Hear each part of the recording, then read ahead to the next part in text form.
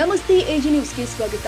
ಭಾರಿ ಮಳೆಯಿಂದ ಕೊಡಗು, ಚಿಕ್ಕಮಗಳೂರು, ಹಾಸನ 3 ಜಿಲ್ಲೆಗಳಿಂದ 800 ರಿಂದ 1,000 ಕೋಟಿ ಮೌಲ್ಯದ ಕಾಫಿ ಬೆಳೆ ನಷ್ಟವಾಗಿದೆ. ಕನಿಷ್ಠ ಪ್ರತಿ ಹೆಕ್ಟೇರ್ ಬೆಳೆಗೆ 50,000 ಪರಿಹಾರ ಕೊಡಬೇಕು ಅಂತ ಕರ್ನಾಟಕ ಬೆಳೆಗಾರರ ಒಕ್ಕೂಟದ ಅಧ್ಯಕ್ಷ ಮೋಹನ್ ಕುಮಾರ್ ಆಗ್ರಹಿಸಿದ್ದಾರೆ. ನಗರದಲ್ಲಿ ಇಂದು ಸುದ್ದಿಗಾರರೊಂದಿಗೆ ಮಾತನಾಡಿ, ಮಲೆನಾಡು ಭಾಗದಲ್ಲಿ ಕಳೆದ ಅನೇಕ ದಿನಗಳಿಂದ ಸುರಿತಾ ಇರುವ ನಿರಂತರ ಮಳೆಯಿಂದ ಶೇಕಡಾ 60ರಷ್ಟು ಕಾಫಿ ಬೆಳೆ ಹಾಳಾಗಿದ್ದು, ನಿರಂತರ ಮಳೆಯಿಂದ ಕಾಫಿ ನೆಲಕ್ಕೆ ಉದುರೋ ಜೊತೆಗೆ ಅತಿಯಾದ ಶೀತದಿಂದ ಕಾಫಿ ಬೆಳೆಗೆ ಗೊಂಚಲು ಕೊಳೆ ರೋಗ ಹರಡಿದೆ. ಇದರಿಂದ ಕಾಫಿ ಬೆಳೆಗಾರರು ಕಂಗಾಲಾಗಿದ್ದಾರೆ. ಕೂಡಲೇ ಸರ್ಕಾರ ಈ ಬಗ್ಗೆ ಗಮನ ಹರಿಸಿ ಸೂಕ್ತ ಪರಿಹಾರ ಒದಗಿಸಬೇಕು ಅಂತ ಆಗ್ರಹಿಸಿದ್ರು. ಮಳೆಯಿಂದ ಕೇವಲ ಕಾಫಿ ಬೆಳೆ ಮಾತ್ರವಲ್ಲದೆ ತೋಟದಲ್ಲಿ ಬೆಳೆದಿರುವ ಕಾಳು ಮೆಣಸು ಹಾಗೂ ಬೃಹತ್ ಗಾತ್ರದ ಮರಗಳು ಕೂಡ ನೆಲಕ್ಕುರುಳಿದೆ.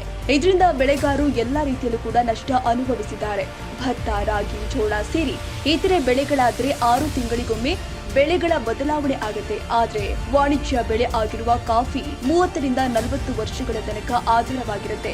ಆದ್ದರಿಂದ ನಷ್ಟವಾಗಿರುವ ಬೆಳೆಗೆ ಸೂಕ್ತ ಪರಿಹಾರ ಒದಗಿಸುವ ಮೂಲಕ ಬೆಳೆಗಾರರಿಗೆ ನೆರವಾಗಬೇಕು ಅಂತ ಹೇಳಿದ್ರು. ನಮಗೆಲ್ಲ ಗೊತ್ತಿದೆ ಈ ಮಳೆಯ ಅಬ್ಬರ ಎಷ್ಟು ಮಟ್ಟಿಗೆ ಜನಗಳಿಗೆ ತೊಂದರೆ ಕೊಡ್ತಾ ಇದೆ. ಅದ್ರ ಜೊತೆಗೆ ರೈತರಿಗೂ ಸಹ ಯಾವ ರೀತಿ ಹಾನಿ ಆಗ್ತಾ ಇದೆ ಅಂತೇಳಿ ಈಗ ಸುಮಾರು 20 ದಿವಸದಿಂದ ಎಡೆಬಿಡದೆ ಬರ್ತಾ ಇರುವಂಥ ಈ ಮಳೆಯಿಂದ ನಾವು ಕಾಫಿ ಬೆಳೆಗಾರರು ತತ್ತರಿಸ್ತಾ ಇದ್ದೀವಿ. ಕಾರಣ ಇಷ್ಟೇ, ನಾವು ಇಡೀ ವರ್ಷ ಈ ಕಾಫಿ ಬೆಳೆಯಲು ಲಕ್ಷಾಂತರ ರೂಪಾಯಿಯನ್ನು ಖರ್ಚು ಮಾಡಿ ಬೆಳೆದಿರ್ತೀವಿ.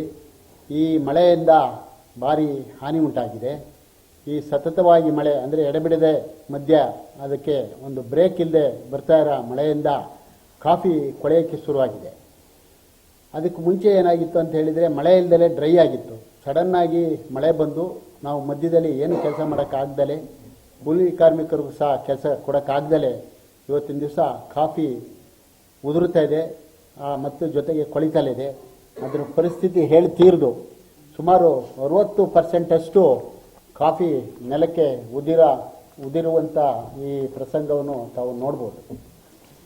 ಇದರಲ್ಲಿ ಸುಮಾರು ಒಂದು ಪ್ರದೇಶದಲ್ಲಿ 2 ಇಂಚು ಮಳೆ ಒಂದು ದಿವಸಕ್ಕಾದರೆ 2 ಇಂಚಿಂದ ಒಂದು ದಿವಸಕ್ಕೆ ಶುರುವಾಗಿದ್ದು ಇವತ್ತು 7-8 ಇಂಚುವರೆಗೆ ಪ್ರತಿ ದಿವಸ ರಾತ್ರಿ ಹಗಲು ಎಡೆಬಿಡದೆ ಸುರಿತಾ ಇದೆ.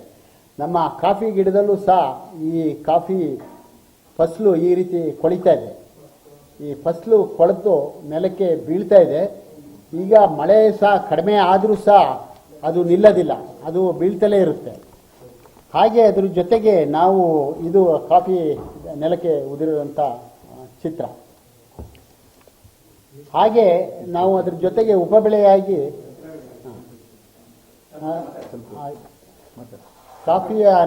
ಕಾಫಿ ಜೊತೆಗೆ ಉಪಬೆಳೆಯಾಗಿ ಮೆಣಸನ್ನು ಸಹ ಬೆಳಿತೀವಿ. ಮೆಣಸಿಗೂ ಸಹ ನಾವು ಅದಕ್ಕೆ ಒಂದು ಏನು ಔಷಧಿ ಸಿಂಪಡಣೆ ಮಾಡಬೇಕು, ಔಷಧಿ ಸಿಂಪಡಣೆ ಮಾಡೋಕ್ಕೂ ಸಹ ನಮಗೆ ಕಾಲಾವಕಾಶ ಇಲ್ಲದಲೇ ಸತತವಾಗಿ ಮಳೆ ಸುರಿತಾ ಇರೋದ್ರಿಂದ ಈ ಮೆಣಸು ಸಹ ಈ ರೀತಿ ನೆಲಕ್ಕೆ ಉದುರಿದೆ. ಈಗ ಹಾಗಾಗಿ ಈ ವಾಣಿಜ್ಯ ಬೆಳೆಗಳನ್ನು ನಾವು ಉಳಿಸ್ಕೊಳ್ಳಿಕ್ಕೆ ಭಾರಿ ಕಷ್ಟವಾಗಿದೆ. ಇದು ರೈತರಿಗೆ ನುಂಗಲಾದಂಥ ಕಷ್ಟ ಆಗಿದೆ. ಇದರಿಂದ ಲಕ್ಷಾಂತರ ರೂಪಾಯಿ, ಕೋಟ್ಯಾಂತರ ರೂಪಾಯಿ ನಷ್ಟ ರೈತನಿಗಲ್ಲದೆ ದೇಶದ ಒಂದು ಆದಾಯಕ್ಕೂ ಹೊಡೆತ ಬಿದ್ದಿದೆ. ಹಾಗಾಗಿ ನಾವು ಇದಕ್ಕೆ ಪರಿಹಾರವನ್ನು ಕೇಳಿದ್ದೀವಿ. ಪರಿಹಾರನ ಹಿಂದೆನೂ ಕೊಟ್ಟಿದ್ದಾರೆ. ಆದರೆ ಬೆಳೆಗಳಿಗೆ ಈ ರಾಜ್ಯ ಸರ್ಕಾರ ಆಗಲಿ ಕೇಂದ್ರ ಸರ್ಕಾರ ಆಗಲಿ ಏನು ಪರಿಹಾರ ಕೊಡುತ್ತೆ ಅದು ಭಾರಿ ಕಡಿಮೆ ಪ್ರಮಾಣದ್ದು. ಬೇರೆ ಒಂದು ಕೃಷಿ ಬೆಳೆಗಳಿಗೆ ಕೊಡ್ತಾ ಇರುವಂಥ ಒಂದು ಪರಿಹಾರನ ನಮಗೆ ಕೊಡ್ತಾ ಇದ್ದಾರೆ. ಕೃಷಿ ಬೆಳೆ ಏನಾಗುತ್ತೆ ಅಂದರೆ ನೀವು 3 ತಿಂಗಳು 6 ತಿಂಗಳಿಗೆ ಬೇರೆ ಬೆಳೆಗಳನ್ನು ಬದಲಾವಣೆ ಮಾಡ್ಬೋದು. ಆದರೆ ವಾಣಿಜ್ಯ ಬೆಳೆಗಳನ್ನ ನಾವು ಬದಲಾವಣೆ ಮಾಡೋಕ್ಕಾಗಲ್ಲ. ಅದು ಸತತವಾಗಿ 30-40 ವರ್ಷ ನಾವು ಅದೇ ಬೆಳೆಯನ್ನು ಬೆಳೀತಾ ಇರುವಾಗ ಈ ರೀತಿ ಒಂದು ನಮಗೆ ಬೆಳೆ ನಷ್ಟ ಆದಾಗ ಅದರದ ಪರಿಹಾರ ಏನು ಸರ್ಕಾರ ಕೊಡುತ್ತೆ ಅದು ಭಾರಿ ಕಿಂಚಿತ್ವಾದ್ದು. ಏನು ಈಗ ಒಂದು ನ್ಯಾಷನಲ್ ಪಾಲಿಸಿ NDRF ಸ್ಕೀಮಿಂದ ಅವರು ಹಿಂದೆ ಎಲ್ಲ ಕೊಟ್ಟಿದ್ದಾರೆ. 1 ಎಕರೆಗೆ 1 ಹೆಕ್ಟೇರ್ಗೆ 18,000 ರೂಪಾಯಿ ಕೊಡ್ತಾರೆ. ಅದು 2 ಹೆಕ್ಟೇರ್ಗೆ ಮಾತ್ರ ಲಿಮಿಟ್ ಮಾಡಿರ್ತಾರೆ. 2 ಹೆಕ್ಟೇರಿಂದ 36,000 ರೂಪಾಯಿ ಬರುತ್ತೆ.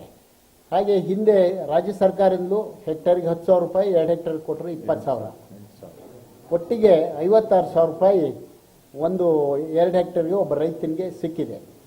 ಆದರೆ ಈ ಒಂದು ಪರಿಹಾರದಿಂದ ನಾವು ನಷ್ಟವಾದನ್ನ ತುಂಬಲಿಕ್ಕೆ ಸಾಧ್ಯ ಆಗಲ್ಲ. ಅದರಿಂದ ಏನಾಗುತ್ತೆ ಅಂದರೆ ನಾವು ಬ್ಯಾಂಕ್ಗಳಲ್ಲಿ ಸಾಲ ಮಾಡಿರ್ತೀವಿ. ಆ ಸಾಲವನ್ನು ತೀರಿಸ್ಲಿಕ್ಕೆ ಆಗ್ದಲೇ ಇವತ್ತಿನ ದಿವಸ ಏನು ಸರ್ಫಾಸಿ ಆ್ಯಕ್ಟ್ ಅಂತೇಳಿ ಕಾಫಿ ಬೆಳೆಗೆ ಒಂದು ಆ್ಯಕ್ಟನ್ನು ತಂದಿದ್ದಾರೆ. ಆ ಆ್ಯಕ್ಟಿಂದ ಕೆಲವರು ಭೂಮಿಯನ್ನು ಕಳ್ಕೊಳ್ಳುವಂಥ ಪರಿಸ್ಥಿತಿ ಬಂದಿದೆ. ಮತ್ತು ಯಾವುದೇ ಕಾರಣಕ್ಕೂ ಬ್ಯಾಂಕ್ಗಳು ಯಾವುದೇ ರೂಪದಲ್ಲಿ ಈ ಒಂದು ಕಾಫಿ ಬೆಳೆಗಾರರಿಗೆ ರೈತರಿಗೆ ಸಹಾಯ ಮಾಡೋ ನಿಟ್ಟಿನಲ್ಲಿ ಇಲ್ಲ. ಯಾಕಂದರೆ ಅವರು ವಸೂಲಿ ಮಾಡೋದೇ ನೋಡ್ತಾರೆ ಹೊರತು ಕಾಫಿ ಬೆಳೆಗಾರನ ಸಂರಕ್ಷಣೆ ಮಾಡಬೇಕು, ಇಷ್ಟು ವರ್ಷ ಅವರು ನಮಗೆ ಒಂದು ಬಿಸ್ನೆಸ್ ಕೊಟ್ಟಿದ್ದಾರೆ ಅನ್ನೋದನ್ನು ಯೋಚನೆ ಮಾಡೋದೇ ಇಲ್ಲ. ಆ ನಿಟ್ಟಿನಲ್ಲಿ ನಾವು ಸರ್ಕಾರನ ಮನವಿ ಮಾಡೋದು ಏನಂತ ಹೇಳಿದರೆ, ಏನು ನಮಗೆ ಈ ಕಾಫಿ ಬೆಳೆಯಿಂದ ಈ ಒಂದು ಪ್ರಕೃತಿ ವಿಕೋಪದಿಂದ ನಷ್ಟ ಆಗಿದೆ ಅದನ್ನು ಭರಿಸಲಿಕ್ಕೆ ಈಗ ಕೊಡ್ತಾ ಇರೋಂಥ ಪರಿಹಾರ ಸಾಲದು, ಅದರ ಪ್ರಮಾಣ ಹೆಚ್ಚು ಮಾಡಬೇಕು. ಹಾಗೆ ಏನು 2 ಹೆಕ್ಟೇರಿಗೆ ಕೊಡ್ತಾ ಇದ್ದಾರೆ ಅದನ್ನು 10 ಹೆಕ್ಟೇರಿಗೆ ಕೊಡಬೇಕು. ಯಾಕಂತಂದರೆ ಕಾಫಿ ಆ್ಯಕ್ಟಲ್ಲೇ ಇದೆ, ಸಣ್ಣ ಬೆಳೆಗಾರ ಅಂದರೆ 10 ಹೆಕ್ಟೇರ್ ಅಂತೇಳಿ. ಹಾಗಾಗಿ ಸಣ್ಣ ಬೆಳೆಗಾರನ ಅವರು ಕಾಪಾಡಬೇಕು. 98% ಕಾಫಿ ಉದ್ಯಮದಲ್ಲಿ ಸಣ್ಣ ಬೆಳೆಗಾರರು ಇರೋದು. ಹಾಗಾಗಿ ಸಣ್ಣ ಬೆಳೆಗಾರನ ಆದ್ಯತೆ ಮೇಲೆ ಅವರಿಗೆ ಈ ಒಂದು ಪರಿಹಾರನ ಕೊಡುವ ನಿಟ್ಟನ್ನು ಅವರು ಮಾಡಬೇಕು ಅಂತ ಹೇಳಿ ಇವತ್ತಿನ ದಿವಸ ತಮ್ಮ ಮುಖಾಂತರ ನಾನು ರಾಜ್ಯ ಸರ್ಕಾರಕ್ಕೆ ಮತ್ತು ಕೇಂದ್ರ ಸರ್ಕಾರಕ್ಕೆ ಆಗ್ರಹ ಮಾಡ್ತಾ ಇದ್ದೇನೆ. ಹೀಗಾಗಿ ಇನ್ನು ಸುದ್ದಿಗೋಷ್ಠಿಯಲ್ಲಿ ಬೆಳೆಗಾರ ಸಂಘದ ರಾಜ್ಯ ಪ್ರಧಾನ ಕಾರ್ಯದರ್ಶಿ ಕೃಷ್ಣಪ್ಪ, ಉಪಾಧ್ಯಕ್ಷ ನಾಗರಾಜ್, ನಿರ್ದೇಶಕರು ಆದ ಯತೀಶ್, ಪ್ರಕಾಶ್ ಮತ್ತಿತರರು ಉಪಸ್ಥಿತರಿದ್ದರು. ತಾಜಾ ಸುದ್ದಿಗಾಗಿ ಎಜೆ ನ್ಯೂಸ್ 24/7ಗೆ ಸಬ್ಸ್ಕ್ರೈಬ್ ಮಾಡಿ ಮತ್ತು ಬೆಲ್ ಐಕಾನ್ ಒತ್ತಿ ತಪ್ಪದೇ ಲಿಂಕ್ ಶೇರ್ ಮಾಡಿ.